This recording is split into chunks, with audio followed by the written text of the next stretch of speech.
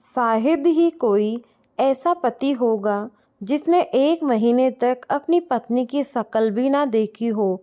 मैं शादी के पहले दिन से अभी तक मैं अपनी ननद के साथ सोती हूँ।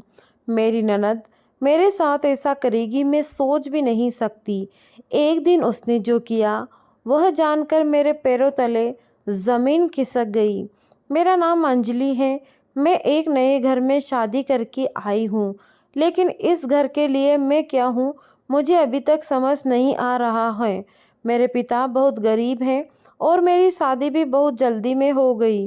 करीब 10 दिन पहले मेरी शादी की कोई बात भी नहीं थी और 10 दिन बाद मैं दुल्हन बनकर एक घर में आ गई। पिताजी के पास एक अंकल आए जो हमारे परिचित थे।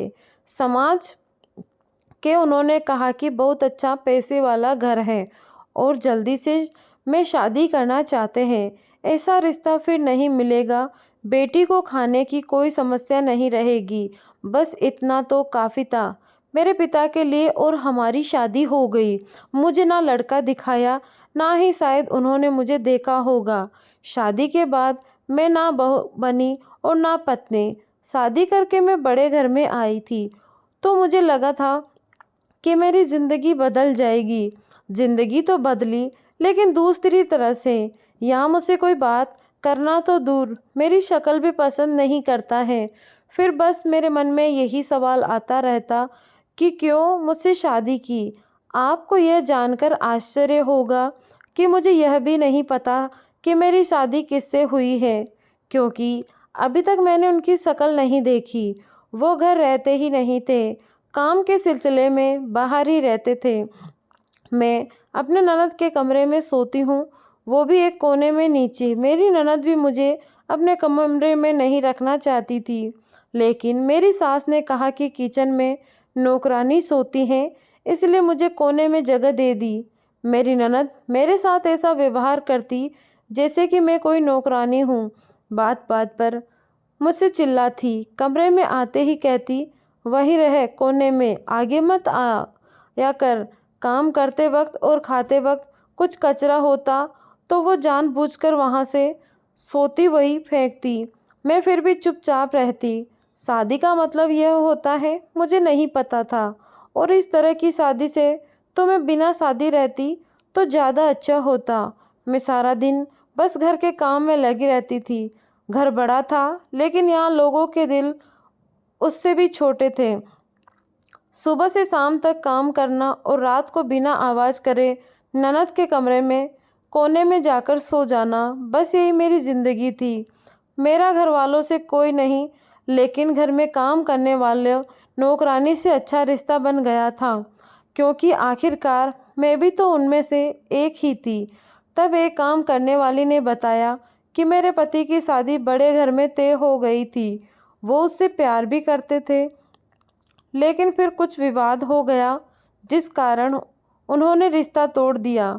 सब कुछ तय हो गया था, कार्ड भी बट गए थे, तो घर वालों और मेरे पति ने जिद में आकर उसी समय और तारीख पर शादी की, उन्हें बताने के लिए। अब मुझे यह तो पता चल गया था कि शादी क्यों की। मुझसे पहले कई लड़कियों को पूछा गया, लेकिन जब कोई तैयार नहीं हुआ था, मजबूरी में हम जैसे गरीब से शादी की गई, अपने अहंकार को रखने के लिए।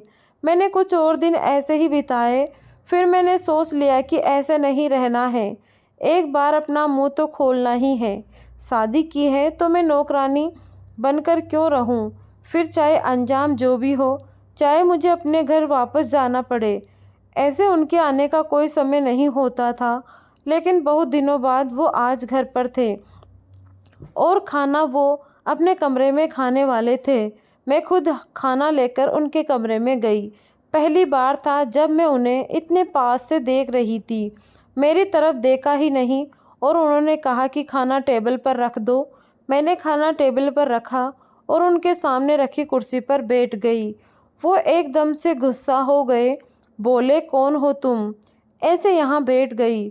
फिर उन्होंने चिल्लाकर अपनी माँ को बुलाया। माँ आते ही कहा, कौन है, कैसे कैसे नौकर आपने रखे हैं। उनकी माँ देखती ही बोली, यह क्या कर रही है। मैंने कहा, क्यों? मेरे पति का कमरा मेरा नहीं है क्या? मेरी सास की आंखें फटी की फटी रह गई। उन्हें लगा कि मेरे मुँह से में ज़बान भी नहीं है। मेरे पति की बोलती भी बंद हो गई। मेरे मुँह से यह सुनते ही मेरी सास वहाँ से चली गई। मेरे पति बोले, उस समय जो हमने किया, जल्दबाजी में शादी करना थी। मैंने बोला, शादी का मतलब आपको पता है। उस दिन के बाद आज आप मुझे देख रहे हैं, वो भी मैं आई तब, और आप तो मुझे नौकरानी समझ रहे थे। मुझे किसी सामान की तरह खरीद कर लाए हैं, ऐसा लग रहा है। आप अमीर होंगे, लेकिन दिल आपके पास नहीं है। आपको पता है मैं कहाँ सोती हूँ, क्या करती हूँ, मेरे साथ कैसा व्यवहार हो रहा है। मुझे आपके बड़े घर में नहीं, आपके दिल में रहना था, जो कि शायद हो ना सकेगा। इसीलिए मैं अब जा रही हूँ, आपको बताना था, इसीलिए आज आपसे बात की।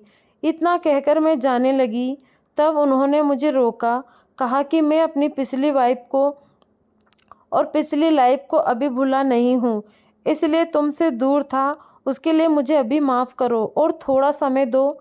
मैं भूल गया था कि तुम भी इंसान हो, मेरी बीवी हो। आज से तुम यहीं कमरे में सो सकती हो और बहू की हैसियत से ही रहोगी, ना कि नौकरानी की। उस दिन से मैंने अपने लिए एक नया घर बना लिया था।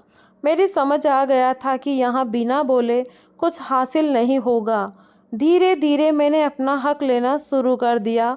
वो घर वाले मुझे बहू नहीं मानते थे, लेकिन मैंने मनवाना शुरू कर दिया। मुझे यकीन है धीरे धीरे वो भी मुझे पत्नी मानने लगेंगे। शुरुआत तो हो गई है। अब मेरी सास और ननद भी मुझसे वैसा व्यवहार नहीं करते हैं, क्योंकि शादी सबके सामने हुई है। मैं इस घर की बहू हूँ, गरीब हूँ, डरपोक नहीं। तो दोस्तों, ये थी कहानी। आपको कैसी लगी कमेंट में ज़रूर बताएं। धन्यवाद।